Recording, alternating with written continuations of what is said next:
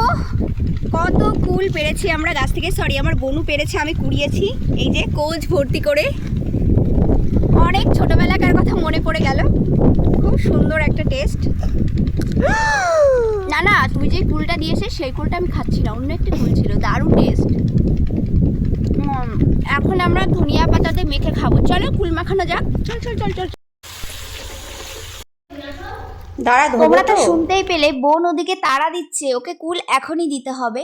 আজকে তোমাদের কাছে শেয়ার করছি আমার দেশি স্টাইলে কুল মাখার রেসিপি। এবছর আমার সরস্বতী পুজোর পর প্রথম কুল মাখা খাওয়া। আর কে কে গরমের আগে আগে এরকম খেয়েছো কুল মাখা অবশ্যই জানিও। একটু লবণ দিয়ে দিয়েছি, তারপর চিনি, সরিষার তেল, অ্যান্ড লাস্টে অনেক কড়া করে মেখেছি। এদিকে আমার ভাই চলে এসেছে স্কুল থেকে, আমার ভাইরা চলে এসেছে। আর এই যে আমার আরেকটা মামার মেয়ে, ও একা একা স্কুল থেকে আসতে পারে না, ওকে দিয়ে যেতে হয় বাড়ি।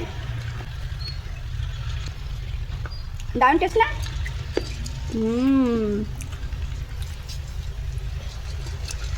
তুমি স্কুল থেকে এসছো, ফ্রেশ হতে হবে না? চলো। ওকে কেউ কিছু বলেনি, এসেই পড়তে চলে গেল। আমি তো দেখে পুরো অবাক।